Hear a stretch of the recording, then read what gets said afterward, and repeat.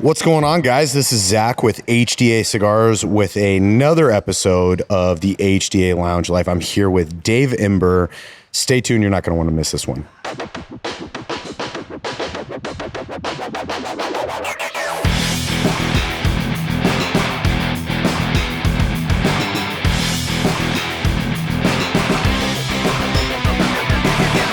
What's going on, Dave? How are you? This is really fun to be on this side, right? I'm not even running through things in my head of like, okay, and then we got to cover this and we got to do that. I'm on the hot seat today. It's great. Welcome to Creekside. Happy to have you here. The Dave Ember at the Creekside, man. Dude, thank you so much for having me in. Thank you so much for agreeing to be interviewed. And I am super, super excited to kind of introduce people. I think obviously you guys have an incredible social media presence. You have an incredible, what you're doing for the community is amazing. And I think a lot of people around the country know Creekside. But I don't know if everybody knows the beginning. I'm sure you've gained a lot of viewers over the last 6 to 12 months, and maybe not everybody knows the origin story of Dave Ember in cigars, or the origin story of Creekside. So I obviously on this series really love to dive into you and dive into your story. So without further ado, tell everybody a little bit about you. Tell everybody a little bit about what brings you here today. So me personally, when it comes to cigars, I started off as a cigar consumer. Right when I turned 18, I always, my dad would smoke cigars from time to time. He smoked a lot of Rockies, a lot of Avo, however you say it. And he'd do it a lot of times with some of his friends. And there's something about them that was cool. I had like some great uncles that would smoke cigars, and they just like always looked cool.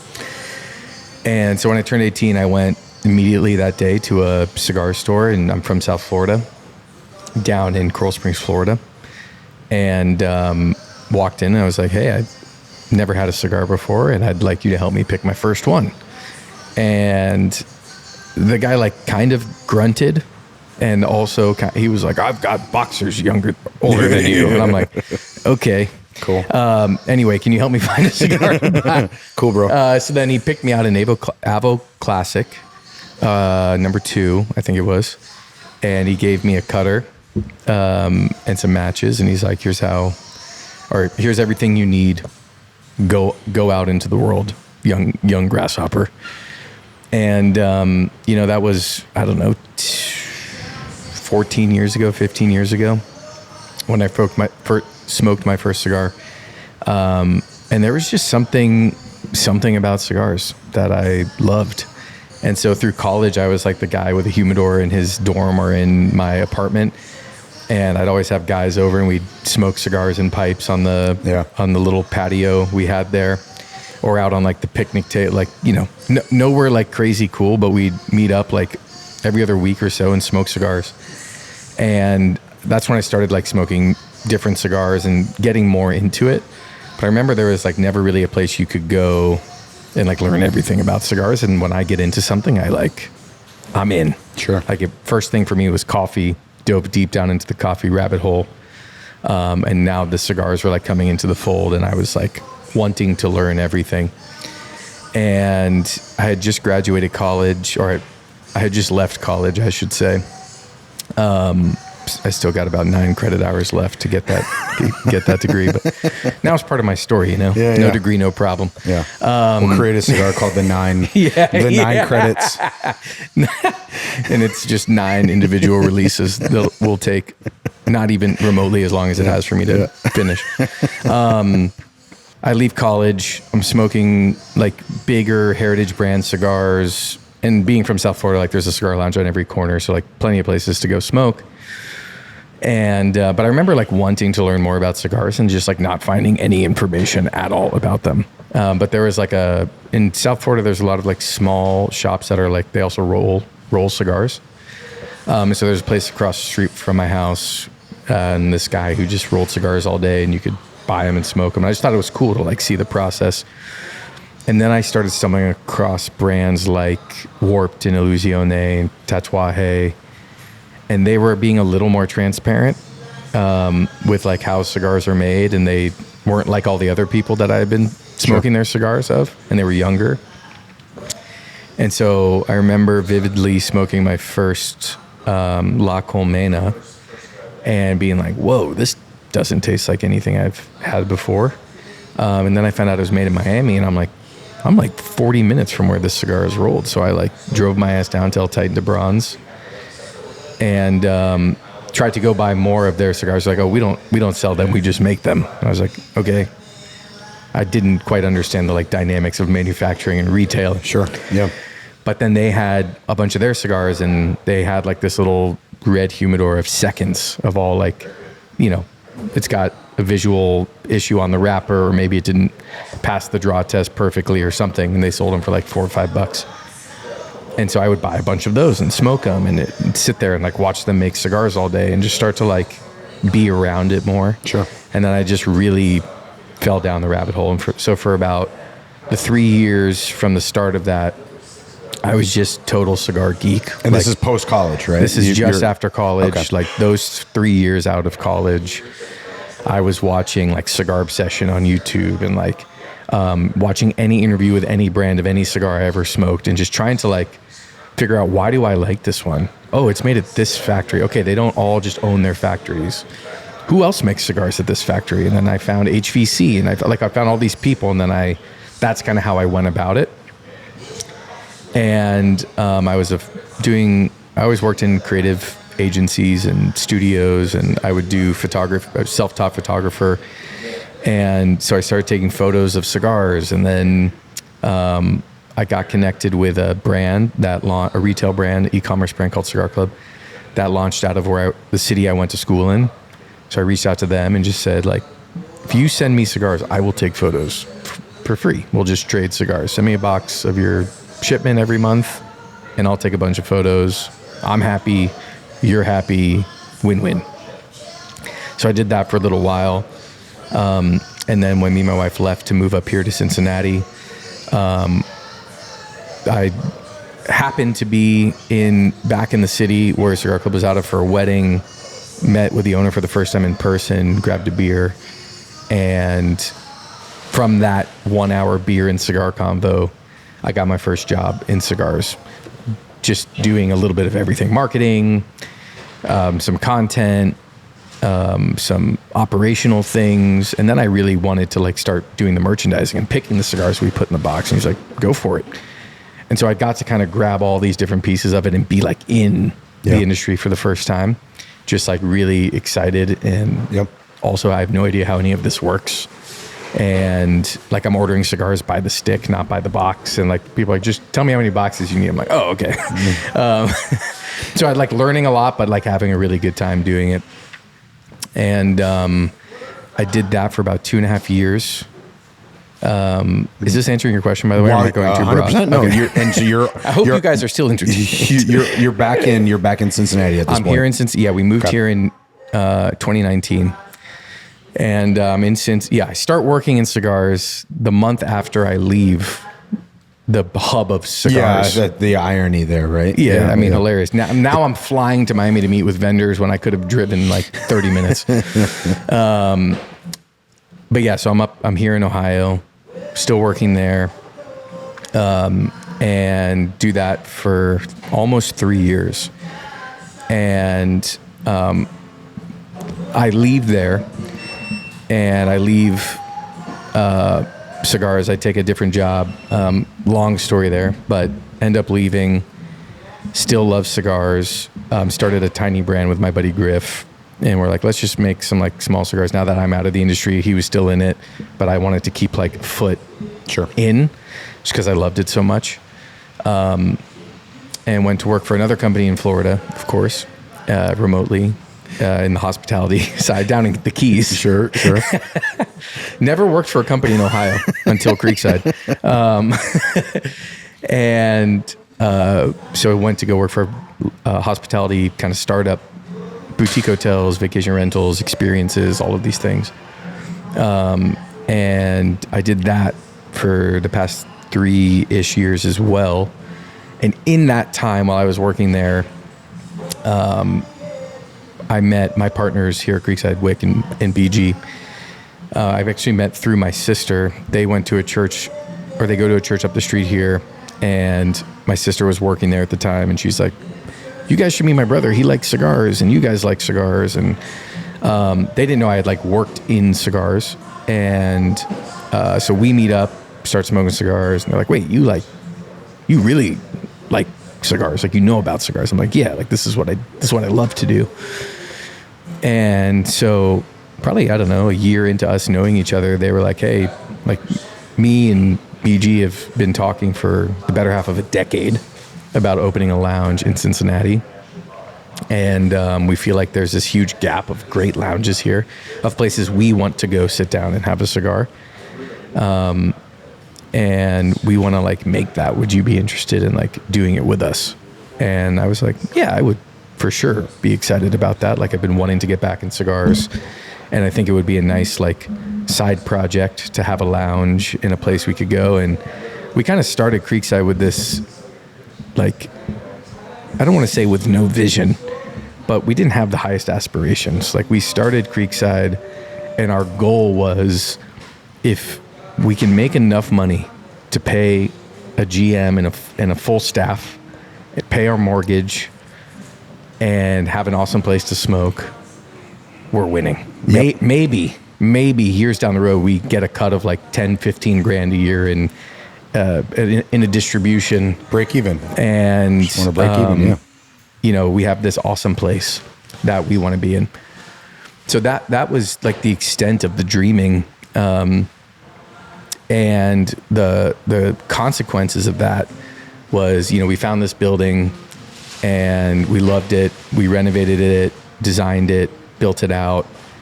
Took us about a year with like permitting in the city to like get all of this done, maybe a little over a year.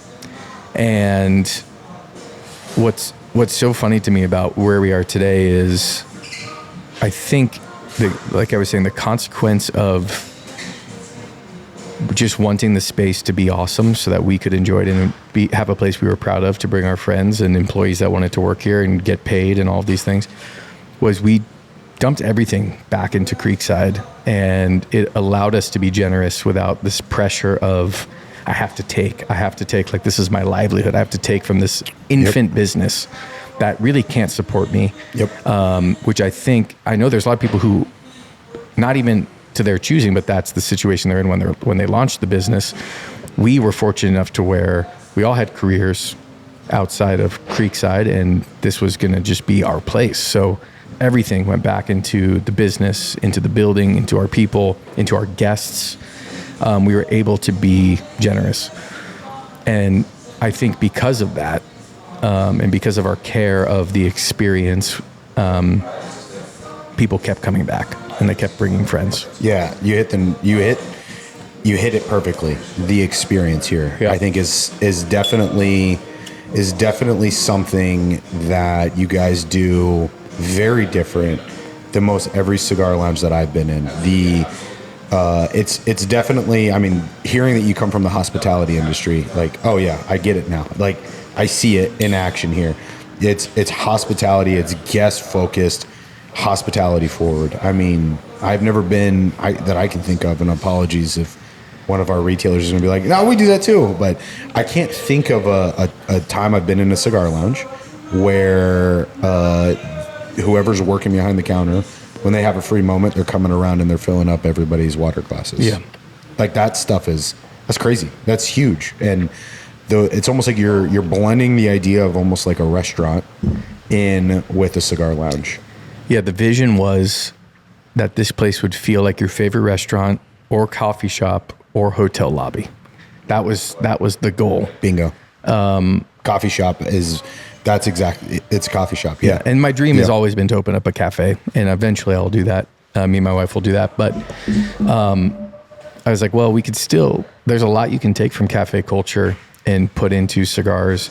To me, it was like, there's not a lot I can take from traditional cigar retail that I loved and put into here, because I never had like the lounge that I went to in South Florida. I'd go to the roller guy in the strip plaza, or I'd order online and I'd smoke at home because I didn't like being in lounges that much.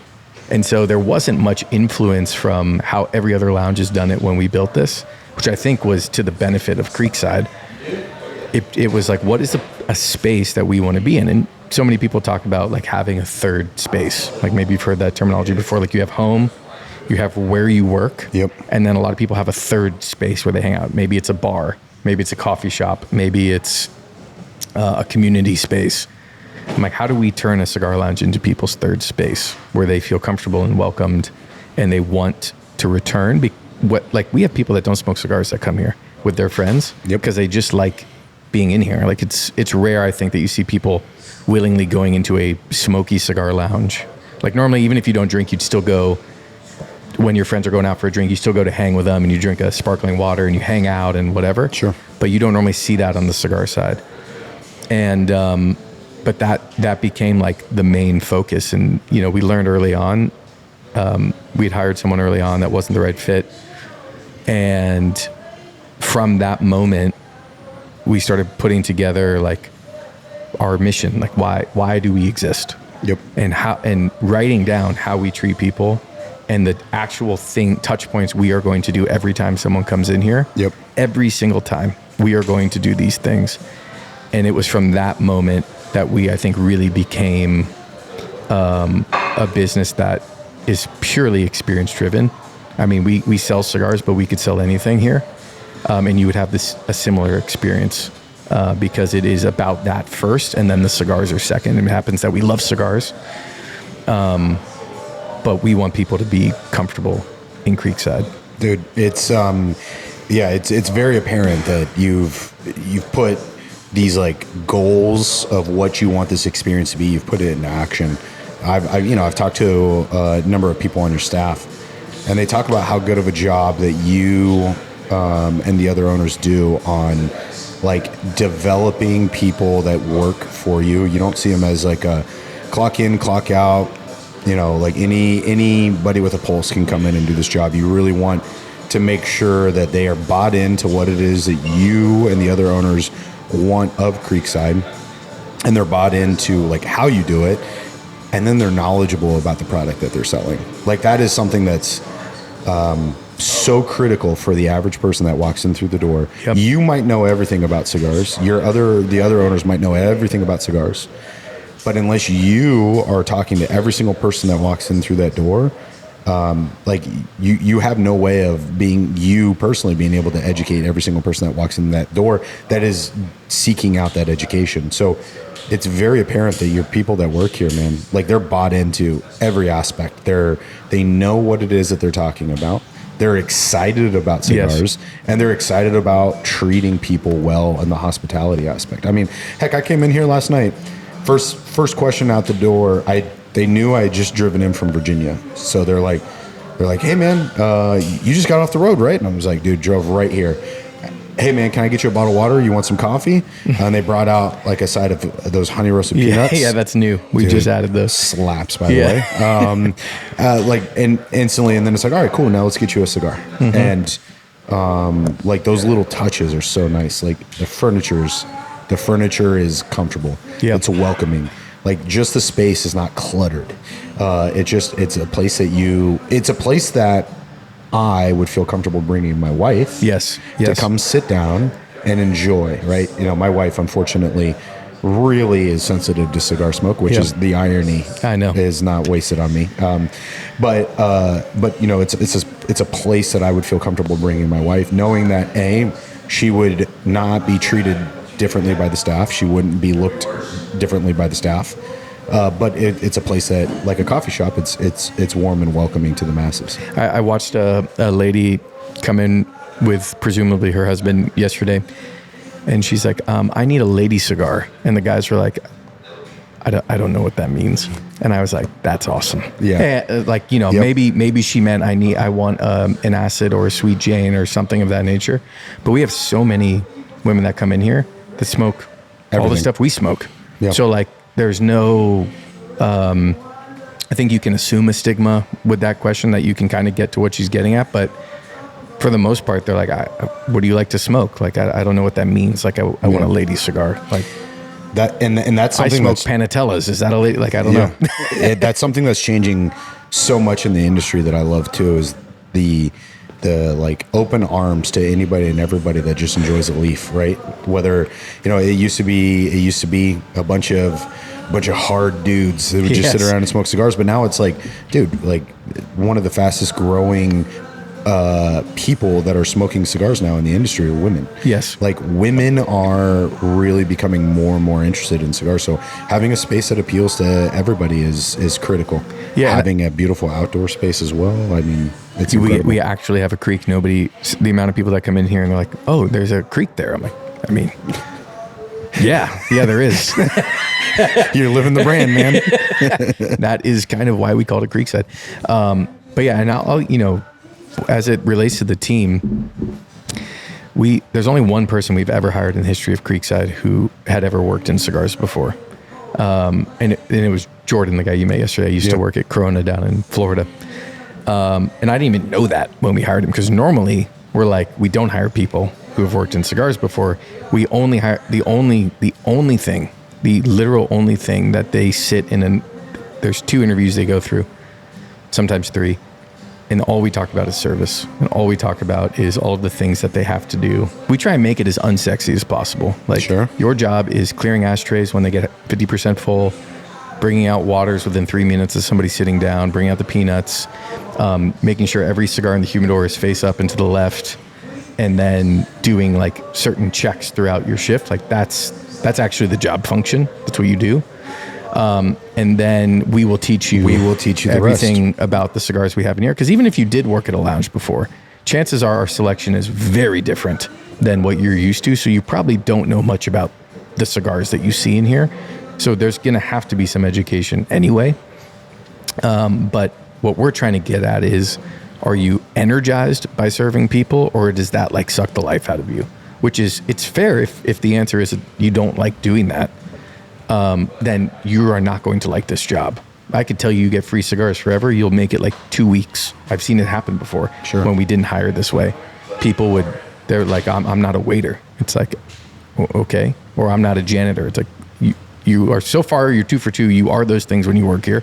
You're also a tobacconist. You're also just like a friend to people. Yeah. But you clean up after them and you make sure that they are having a great experience. That's the job. This is also a perfect example of that third space that you talked about. It's 11:30 in the morning, and people are rolling in to do some work and smoke cigars. I mean, that perfectly exemplifies exactly what you're talking about. You've created the space that people want to spend time in, whether they're smoking a cigar or not. Yep. And the service is absolutely paramount. Let's talk about online, because dude, you guys are crushing the game. Also in online sales. And I know me as a brand owner, I know my cigars are getting sent to a different location as well, right? So you guys have expanded. Yep. Yeah, we started our online efforts, or like just our website. The fact that you could buy things was a response to demand. Frankly, like that's the simplest terms to put it. Like, we posted a YouTube video December of 24 that went viral, and we weren't expecting it to. We just posted it because we had shot it for an award, and we're like, well, we spent all this time shooting this video. We should just post it on YouTube. And that started taking off, and we're like, okay. Then my friend Omar from Fratello was in town. I'm like, you're going to be my first podcast guest. He's like, you have a podcast? I'm like, we do now. And so I called a buddy of mine to come shoot it, and we filmed that, and that started doing really well. And people just it just started pouring in, like the views, the comments, people were excited. And then they started asking, like, why can't we buy all the cigars you talk about on your website? I'm like, great point. I should do that. Let's get on it. And so one night in my basement for like 6 hours, I built the website and figured out, all the things you got to get to sell tobacco legally online. And oh boy, yeah, that's got to be a lot, huh? It's there's no really clear path for how to do that. You can't chat really can't help you too much. And so we got that stood up, and then we just kept making videos, and people kept coming back to the site to try more things. Then we launched the Creekside subscription box, where we kind of curate 5 cigars every month that we are smoking, whether we carry them or not. Like cigars that we're smoking, then we'll go out and buy specifically for the club. It could be like a sample one of the guys got, or it could be stuff in our humidor already. But we try and put stuff that we genuinely like and are smoking.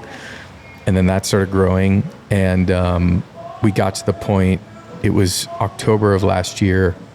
I walked in here one day, and every perimeter of the space was like loaded with shipping boxes. And there's like tape gun, tape guns are not quiet. Like they're like ripping boxes, tape guns. And I was like, oh no.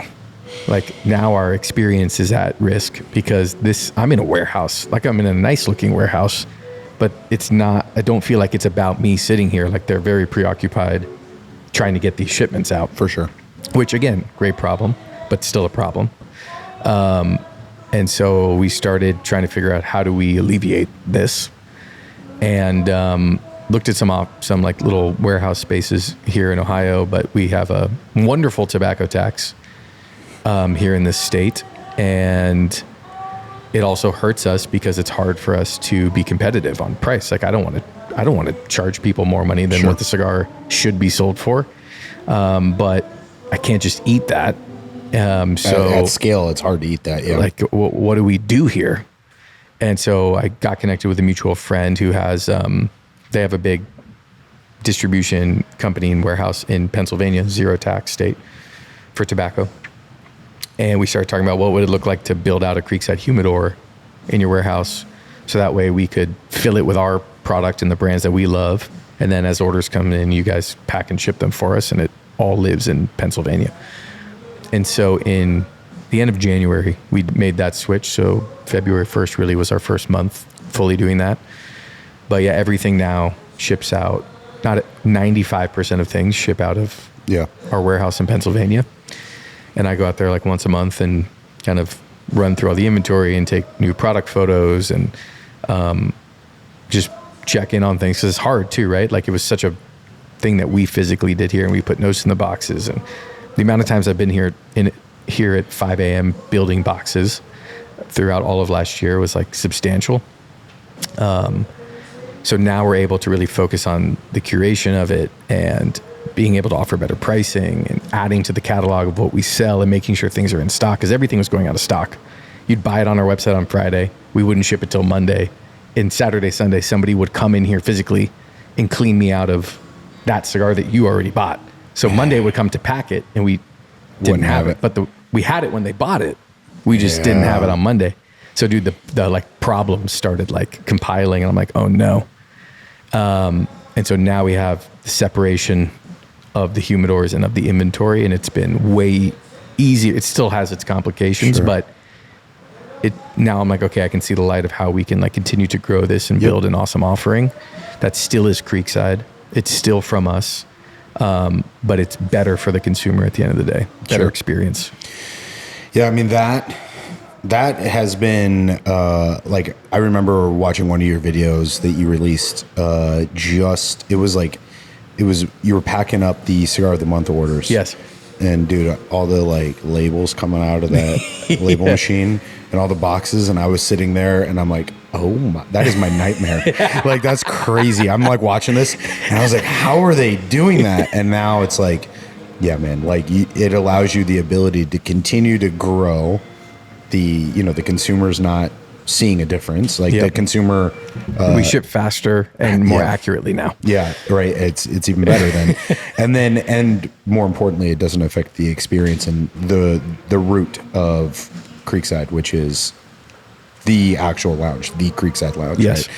And so it maintains that. So, additionally, it sounds like I think it was less than a year ago you moved into Creekside full time too, right? Yeah, it was around maybe April or May when I made the decision of last year. So almost a year ago, basically a year ago, that I said, I went to my boss at the time and I was like, I got to go do this. Like I I was looking at the growth of the online and my lack of time to do it, because it was just nights and early mornings and some weekends. But, I've got 2 little girls at home, like wasn't trying to be here all weekend long and never see them. And so it got to the point where I'm like, I either have to turn this thing down so that it can be more manageable, or I have to go all in. And I'm like, I can't turn it down. Like, this is what I want to do. But going all in is scary. It's very scary. It's like take a massive pay cut, get rid of all of my benefits, hope it keeps growing. Like, I think it's going to, but I don't know. Like, are we a YouTube ban away from not having the growth anymore, or like whatever the case may be? And, shout out to my wife and all wives of entrepreneurially spirited men. Before I even brought it up, it was like the day I was thinking about bringing it up, as I started to realize what was happening. And she's like, you're going to go do Creekside full time, aren't you? I was like, yeah, I wanted to talk to you about that today, actually. About that, if you notice on your calendar, I reserved a 2:00 slot. That's why we're going to dinner tonight. Yeah. And she was like, you have to do it. And I was like, yeah, but you know what this means. She's like, yeah, I know what it means. You have to do it. I'm like, okay.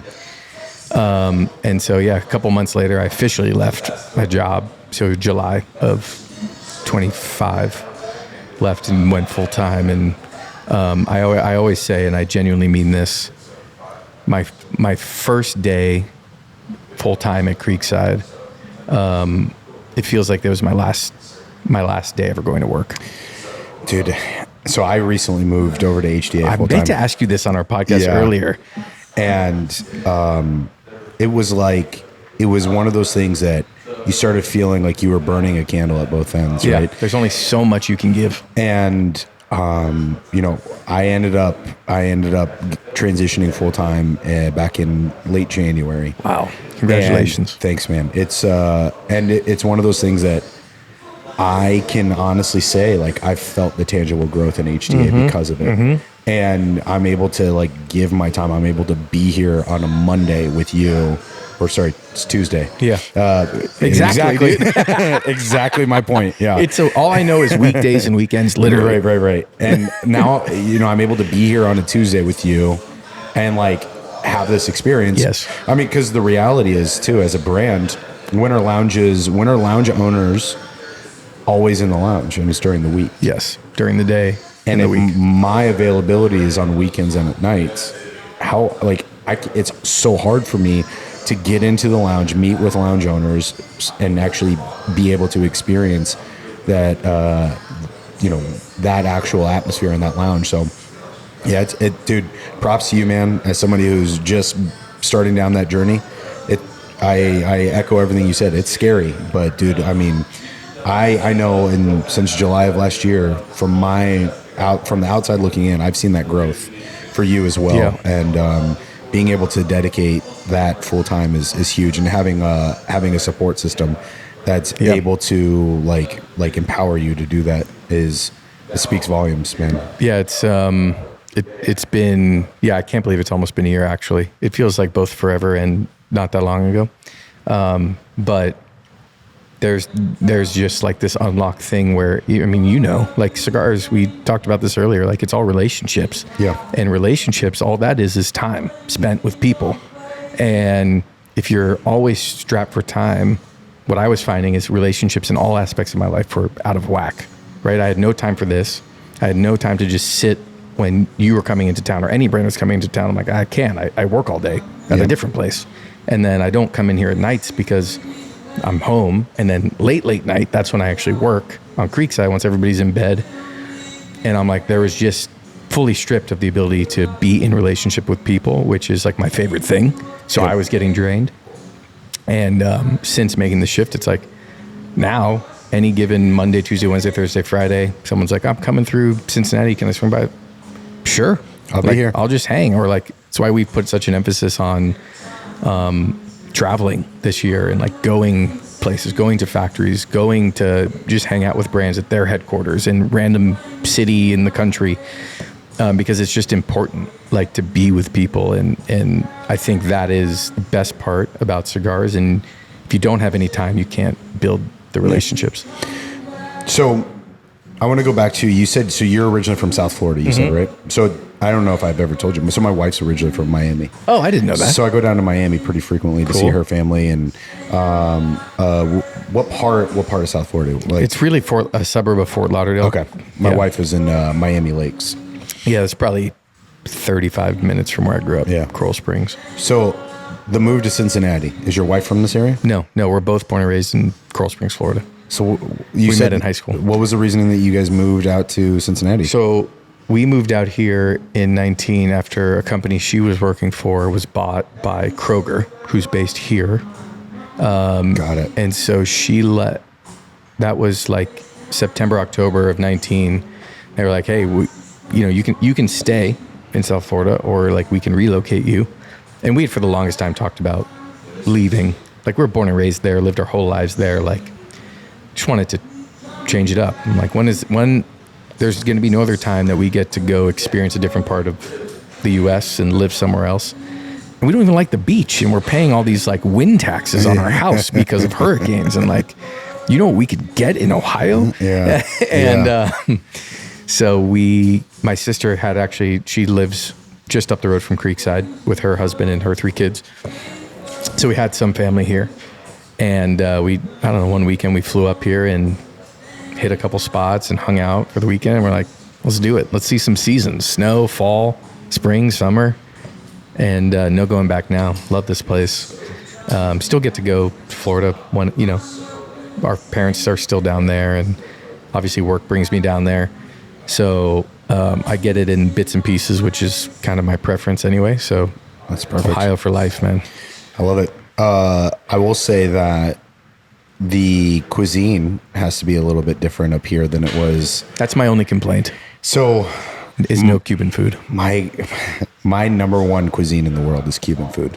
I love Same. Is your wife Cuban? So my wife's actually Nicaraguan. No way. Yeah. Zero association with cigars whatsoever. Okay. But, when you're in Miami or South Florida, it's all Cuban food, man. And so, like, she was Nicaraguan. She ate a lot of, like, obviously her mom did a lot of cooking, and there was a lot of, like, Nica food in South Florida, but Cuban food is king. So my Agree. So her sister married a Cuban guy. He's, like, my best friend. So, like, very much I bought into the Cuban food, man. So every time I go back to South Florida, I have to go get pastelitos from Vicky Bakery. Yep. Dude, like, that's like when my wife and I were first married, we went back to, she took me to Miami for the first time. And that very first morning, she's like, I'm going to show you some Cuban pastries. And I'm like, I'm not much of a pastry guava guy. And cheese. Bro, that guava, I'm telling you, man, it's like seeing a light. You're like, why has Iowa Zack been deprived of guava my entire life? I didn't even know this was going on. Yeah.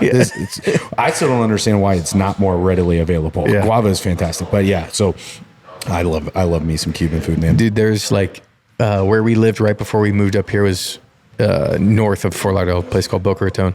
Mm-hmm. And where our townhouse was like adjacent from 2 awesome Cuban places. One was called the Cuban Cafe, like that was the name. Okay. And if I had it my way, I would be there 3 days a week for either breakfast, lunch, or dinner. Like, it didn't matter. Anytime I can go there and eat and drink Cuban coffee, like, I'm there. And when we moved here, I'm like, first thing, like, I don't know, 1 or 2 weeks into living here, I'm like looking up I'm like, there's definitely not going to be as many, but there's got to be a couple. Yeah. Not zero. There are 0, like big fat 0 Cuban places to eat. There's like a Cuban fusion kind of place, and it's not Cuban food. It's not. Because there's like the food is still good, but it's not Cuban food. And that's probably the biggest thing I miss. So whenever I go down to South Florida, it's a food tour. It's all I eat. And there's so many people I'll go see, and they're like, what do you want for lunch? I'm like, Cuban food. They're like, oh my God, dude. I'm like, dude, I'm going to eat this for breakfast, lunch, and dinner. Yeah. I don't care about anything else. This is all I want. I'm right there with you, brother. I am 100% right there with you. I absolutely love Cuban food. Mm-hmm. When we went down to Nicaragua in February, when we met with Noel. Noel's Cuban. Yes, that's right. And as soon as we walked in the he's factory, like a Cuban G. Yeah. Like, didn't he get like kicked out of Cuba for like peddling cigars or something. He has like a cool story. Oh shit! I gotta have him Hold on this. Don't quote me, but he has a cool story from Cuba to Nicaragua, U.S. We haven't. I haven't heard the story, so it would be cool to have him on here and let him share a story. That'd be really cool. Factory Life, Volume 1. Yeah, Factory Life. As soon as we walked into the factory, can I get you a Cuban coffee? And I was like, I'm not even a coffee drinker, and I was like, yeah, Facts. I have to. Mm-hmm. And so yeah, man, I love Cuban cuisine, and same thing, man. As soon as I go down there, it's all Cuban food all the time. All the time. So we've talked a little bit about like kind of what takes you up to where you are now. What's next? Like, it feels like you guys are conquering the world like very quickly. You're only 2 years in. By the way, congratulations on your 2-year anniversary. Yep. I really wish it wasn't the week before PCA, and I wanted to be here so bad. Next year it'll be after. I'm going to try and give like a 2-week breathing period because PCA is early. So we'll do it like middle or end of April next year. Done. I will give you my word that I'll be there because this year I wanted to so bad, but I was running around like a chicken with my head cut off, getting ready for PCA. So, so you're 2 years into this thing, and I have to imagine, even in your wildest dreams, you probably did not think that you were going to be building what you have built. No. What is next, man? You guys are like on the forefront of a lot of, in my opinion, this is my opinion outside looking in. It feels like you guys are on the forefront of a lot of different movements within the cigar industry. You have, and I want to touch on this next, is like what you've curated in your humidor. But you're also like on the forefront of like this, like fully diving into the cigar industry from a retailer's perspective. And then you add this like just guys sitting around, just shooting the shit and smoking cigars, man. Like where do you see, like, what's the next, like, what are some of the either tangible next steps or maybe end goal? Like, do you have any cool projects that you're working on or things like that? Yeah. I mean, aside from the first thing that jumps to my mind, which is just like holding on and keeping it going and delivering a great product and a great experience every time. Like that's truly what's next every moment. Like that's what I'm focused on. There's always like maybe you feel this too. There's always a part of me that's like, this could go away at any second. Sure. And I'm like making sure we're putting stuff in place that won't let that happen. Sure. Because I want to do this forever. So it's like, keeping that locked in. And then probably our big initiative for 26 is something we're calling the Creekside Collective. I explain it like, think the Michelin star guide for cigar lounges. Oh, very cool. Our whole mission is summed into leave people better than you find them. And then beyond that, I believe that the cigar lounge needs to be a place that people want to come into all around the country, and should be a place that isn't just you go buy a cigar and you deal with the comments or the lack of service, or you deal with frankly, like the ugliness of the space. Like that's what a cigar lounge, like, it's a cigar lounge. But I think if we want to be around for a long time, it needs to be a place people actually seek out. Like they want to be in a cigar lounge because there's something special that happens there, and they get a similar experience to the greatest dining, drinking, hotel establishments on earth. They get that in cigars. And right now, I don't think the mass majority of people think that when they think cigar lounge. And so I'm very passionate about changing that narrative for all of cigars. And I am, I don't know what the right word is, but I actually believe that we can do that. That we can start to change and shift the perception of retail cigar shops in the U.S. to invite more people to want to be in them. And that goes way beyond wanting them to come to Creekside. I just mean I want them to be in cigar lounges, learning about cigars, meeting people, having a real community, not just like living at home alone and everything is online and everything is in solitude.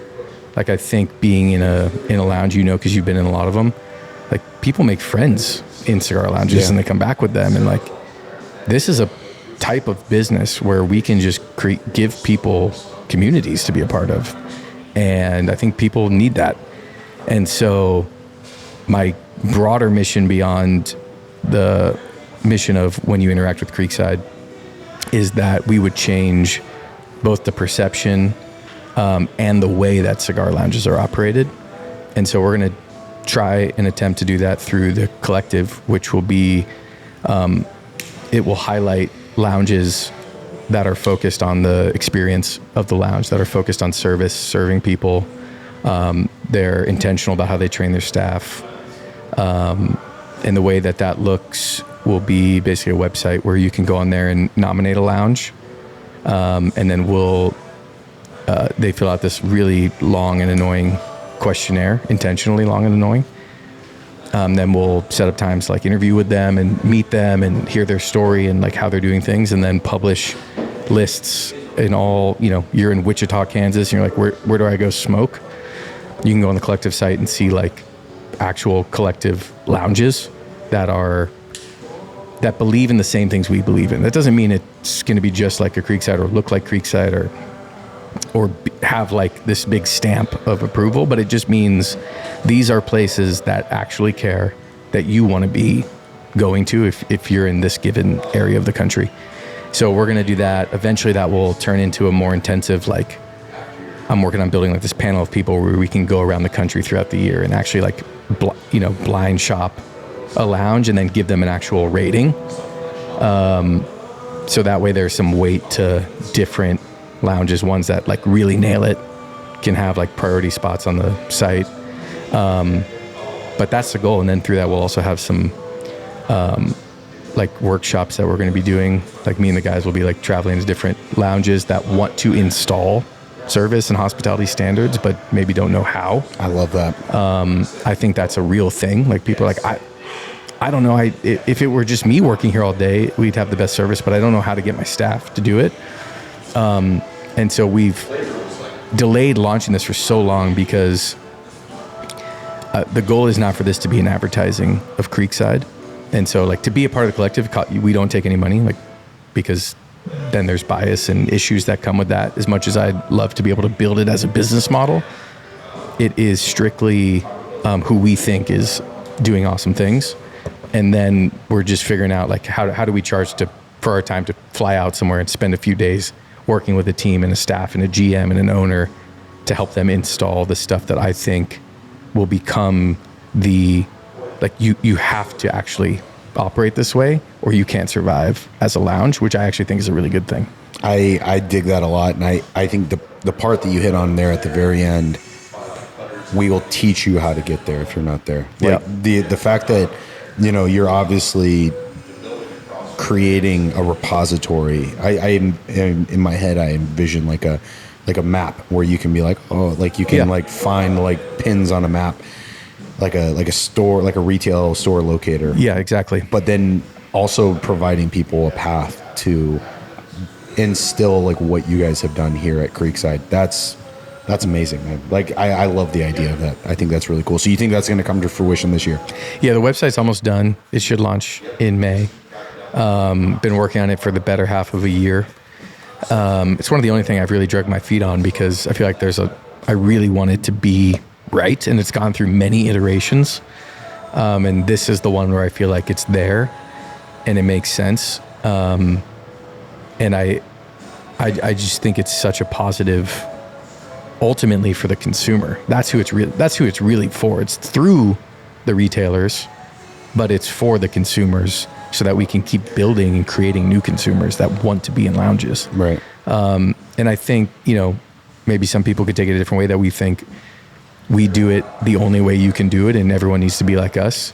I think we intentionally do it in a way that is for the consumer. And if you are not operating that way, we can at least help you figure out how to operate in the way that's pro-consumer, which is just going to grow your business. And so whether you think we do it right or not, I believe people come in and out here every day and enjoy themselves. And I don't see that in every single cigar lounge. And selfishly, I want that for the industry.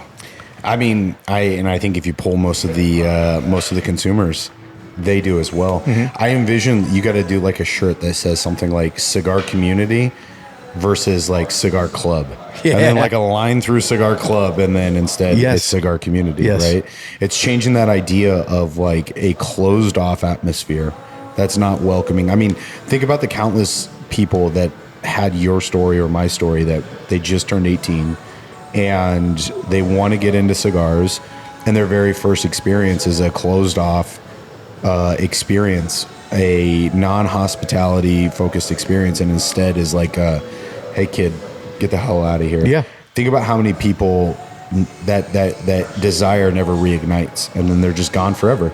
And now they're 100%. And now they become critics of the cigar industry rather than, you know, part of the community that I think so many people desire. And Yeah, you're 100% right. I think, yeah, what you guys are doing is admirable on a lot of levels. The way that you're fusing a lot of traditional business disciplines with, an industry that, frankly, just doesn't have a lot of those traditional disciplines instilled in it. The way that you're bringing in social media, the way that you're bringing in this idea of community, it's huge, man. It's huge. So definitely something you guys, you and the other owners should be very proud of. I want to talk about your humidor because there's only a handful of lounges that when I walk in and I go check out their humidor, there's only a handful that I'm like truly impressed. And yours is one of those. The amount of times that every time I walk in there, I'm like, it's different.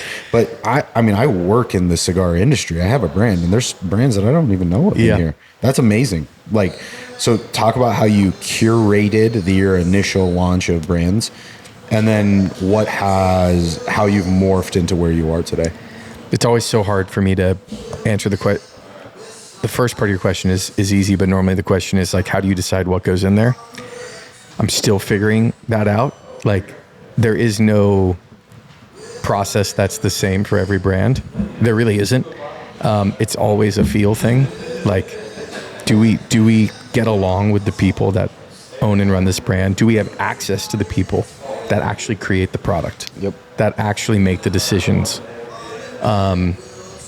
Do we like the product for the most part? We don't need to all love it, but do we like it for the most part? Do we believe in it? Like, all of those things play a role, and sometimes they check all the boxes and we just don't have space, so we don't bring it in. And that's like, I think the hardest part about merchandising the humidor is like, I want so many things in there, but we have to be strategic about space, and also we have to respect the brands that we are going all in with to make sure they always have a space on the shelves. But when we first opened it, it was about 70% heritage brands, 30% boutique. It was only the back wall that was smaller brands. And those are all brands that, from where I used to work in cigars, were the best people to work with, period. That was why they got in Creekside when we first opened. Was they were the people that took me to Nicaragua. They were the people that taught me about cigars. They were the people that made exceptions for us because our order quantity was so low and still made a cigar for us, or like whatever the case may be. The people that were bought in and believed in me when I was working at my last company before I started Creekside with BG & Wick, they got the first spots in there that were like boutique. And so we launched with brands that Ohio has never seen, literally never had accounts in Ohio. One in particular was Rodriguez Cigars out of Key West. First guy that really taught me about tobacco, brought me to Nicaragua, showed me everything. And I think the last time I talked to you, he's like one of your biggest bestsellers in the humidor, man. His Connecticut is still our number one and two Corona Robusto selling cigar in Creekside's history. Incredible. That's incredible. Which is nuts. $8.50. No one's ever heard of it. Most people that come in still haven't. And just, it flies. And he came in and did an event and met people, but like relationship. And then the rest was everything from Rocky to Ashton, Perdomo, my father. Like, we had a mix of everything. And slowly, over the course of the first year, my goal was to flip it. 30% heritage, 70% boutique. And that was just all through, again, like just meeting people, smoking their cigars, getting to know them, hearing their story. Like, why are they doing this? Are they really here and they're in it? Are they just making a cigar brand because it's easier now to make a cigar brand than it was in 2016 with all the predicate blends and stuff? And now that's really who, like, I mean, we have Padron, some Davidoff, some Fuente, my father, Plasencia. Like, those are It's incredible. and then everything else is however you want to define boutique. Sure. I, at this point, define it as owner operated. I mean, you could talk ad nauseum about that question. What is a boutique? But I think it ultimately boils down to, I like that, owner operated. Yeah. I mean, dude, I picked up 4 cigars I've never smoked. I picked them up yesterday, and I'm excited to give them a try, man. It's almost like I could see like the average smoker walking in being like, oh my God, I don't even know where to begin. Right. And then that kind of goes back to the guys that work here. Yes. Hey, let me tell you a little bit about some of these brands. Let me share you the story. I know as a brand owner, that's super valuable for us. If somebody's like, have you heard of HDA? Right. Let me tell you a little bit about these guys. Hey, they were just here last week. You know, they're Zack and Andre are the owners, like that type of stuff. Being able to educate on, being able to have staff that you rely on and you have full confidence in, being able to educate. It's so critical when you have a humidor that's curated like yours. It's like you have to, like most, like, I mean, I'll never forget, we had like Altadis reps and different like large brand reps come in here, and they would tell me like, you can't survive without my brands in your humidor. And I was like, Want to bet? Bet.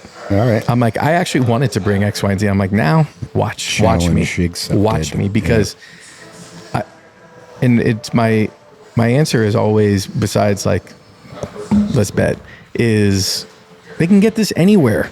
They can go to the liquor store and get the cigar. They can go here. Like, and part of our position is, you know, we want to have the best experience. So regardless of where you can get it, you still choose here because you want to be here. However, at the end of the day, it's anybody can have it and get it. It's what makes it unique is when people find something they never heard of and they love it. And then we can tell them, oh yeah, Zack was just in here last week. Like, wait, the guy who makes this was here? Yeah. And so is this guy and this guy, and this guy's coming up next month. And like, we have a relationship with these people, and we're making a cigar with them that's just for Creekside. Like, because we can do that because we're similar types of businesses. We're small businesses. Yeah. And people really love that. And then the other thing we train the guys on is like, nobody's commissioned here or anything like that. And so it's like, when somebody comes in for something and you believe there's a product that's better, it does not matter if it's half the price or a third of the price. Recommend the cigar. Like, that's all that matters, is that they enjoy what they smoke. So when people come in for some of these big box ones, it's like, actually, you should try this. It's half the price. It's actually made at the same factory, or it's the same country, or whatever the case may be. And then people smoke it and they're like, you kidding me? Like, this thing was $8. I'm used to spending 15, 16, 17 on blank cigar. And I love this one just as much, maybe more, when you factor in the price and the experience. And that's how we've been able to build the boutique brands here, and not just like carry them to be nice or because we think it's cool. Like, the majority of our revenue comes from boutique brands. I mean, you guys have done extremely well. I want to dive into my favorite question of the Lounge Life. I'm ready. All right. I think. So we asked this to everybody. You are on a desert island. Yep. And I'm not going to ask your desert island cigar. Oh, okay. So don't even think about that. So because that's what everybody asks. I was ready. Yeah. You're on a desert island and you can only eat one meal for the rest of your life. Let's assume, for the purposes of this exercise, that one meal, regardless of what you choose, it's going to have a positive nutritional value. Okay. Right? Cool. So it will sustain me. It will sustain you, and you're not going to fall into health problems based off of what you choose. You get to choose one beverage, one entree, 2 sides, and a dessert. Again, you have to eat it for the rest of your life. And let's assume also water is already available. Okay. So your beverage, you can deviate from water. Where are you going with this one? I mean, we just got done talking about Cuban food, but don't feel obligated to choose anything Cuban. So, one meal forever. So I'm Lebanese. I don't know if you know that. I did not. 50% of Lebanese. My mom's side is all from Lebanon. And so that's the food I really grew up eating that I love the most. Sure. Cuban food is second. Lebanese food is first. So it would be there's a really simple Lebanese dish called hashwi. It's just basically, think like picadillo, but Lebanese style. Got it. It's like a ground beef with like different seasonings and things in it, and you eat it over rice. Yeah. So I would do that with rice and hummus. Okay. I could eat that forever. And it's just like the ultimate, it's like if you're from the South and you eat like fried chicken and okra. Yeah. Like that is what that is for me. I like it. Coffee is my drink for sure. Yeah. Living the brand, right? Coffee is the, like that. Yeah. I gotta have it. And then dessert. This one actually kind of trips me up. I'm probably going to go, oh man. Key lime pie? No, but I love key lime pie. Takes me back to my Key West days. Yeah, exactly. It would be an ice cream situation of sorts. Assuming I could have a freezer out there loaded with ice cream for this. It would be like a DQ Blizzard. Like, oh, nice. It would be that. Oh, okay. Like, you know, everybody has their like concrete or Blizzard or whatever. It would be like a cookie dough Blizzard. I'd just be slamming that all night. Just crushing. Like, calories don't matter in this fictitious situation, so I don't have to care. I just ate nothing but ice cream today. Yeah, I like that. I want to talk, before we wrap it up, I want to talk about your coffee brand. Yes. So tell everybody a little bit about your coffee brand, how that started, and where they can find you. Yeah, so Scoutmaster Coffee, scoutmastercoffee.com. Coffee was the first thing passion. Yeah. First thing I really fell down 2010, 11, and learned how to roast coffee between college semesters, worked at some coffee shops. My family's big in coffee in the industry up in Vancouver, Canada. And I just fell in love with the like craft of it, and obviously like cafe culture and being like a third space. So I've been in and around coffee for the better half of a decade. Done branding work in coffee, content, actual roasting, brewing. I've competed in coffee competitions, like third place AeroPress champion in the southeast of the U.S. 2017. Dang. I got robbed. Should have been second, but I like how you said you should have been second, not first. Yeah. I should have been second. Yeah. I had a bronze AeroPress trophy. That's awesome. And I just loved it. And so for the longest time, I said earlier, like me and my wife have always talked about opening a cafe, which we will do eventually. But it was like, this was maybe 2 years ago. I just bought a little like home roaster, like looks like a little toaster oven thing. Just started roasting my own coffee just for me. And I give it out to some friends. And then for like Father's Day or something, my wife got me like we live on Scoutmaster Drive. And she just made me a stamp that said Scoutmaster Coffee. And that was all over from that point. Yeah. Then I started getting bags, stamping them, selling them to people, put up a website, and she was like, "Oh no, what did I do?" And this was like I was still working my full time, had Creekside, and then I'm like diving down, roasting coffee. She's like, "This is not good." Dear God. And dear God, what's happening? It was going down fast. Yeah. But I loved it. Like it was just fun. You're like kind of making stuff with your hands and like being creative in its own way. And so when I left my full-time job, I was like, all right, I want to like really do this alongside of Creekside. And so started ramping that up. And so about a year ago, I really got more serious with it.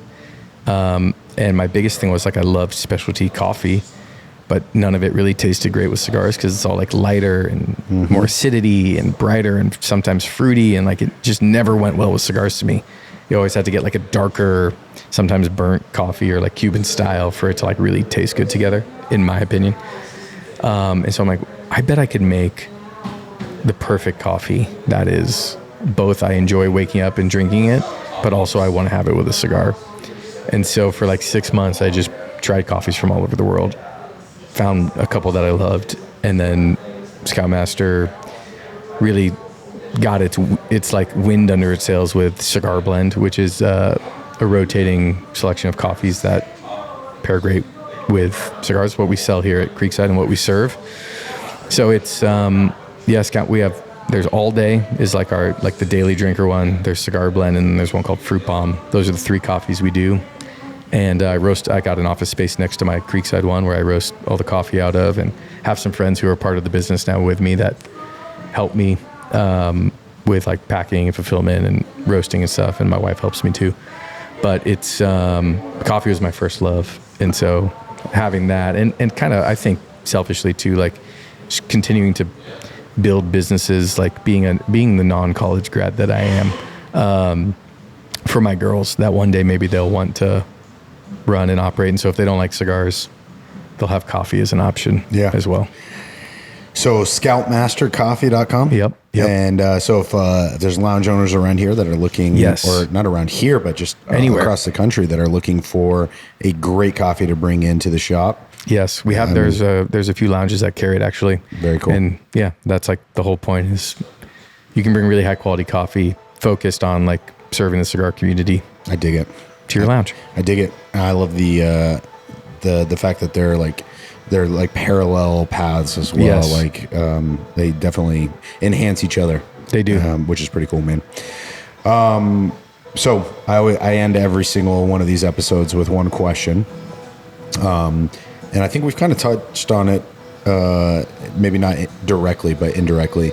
So if you had one challenge for anybody listening to this, whether it's a retailer, whether it's a consumer, whether it's a brand, if you had one challenge to make the cigar industry a better place and to grow the cigar industry and make it a lasting industry, if you had one challenge, what would that challenge be? And who would it be directed towards? Retailers. One challenge. All right, I'm going to give one tangible thing. Okay. Bring the water. I love that. The way that will change everything else. It's so funny because I legitimately, it stands out, man. Yeah. It stands out. Don't charge for it. And watch what happens. When somebody sits down in your lounge, bring them water. I don't care how you do it, what vessel it's in. Doesn't matter. Just bring them water. I love it. Yeah.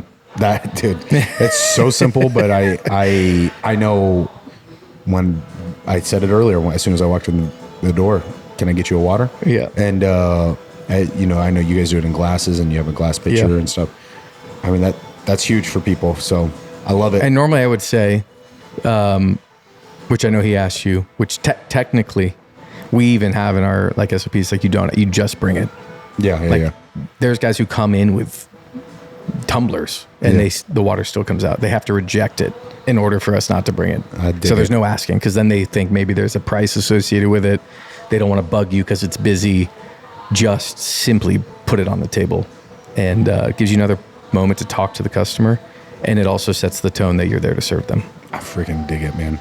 Dude, do not change. Keep doing what you're doing.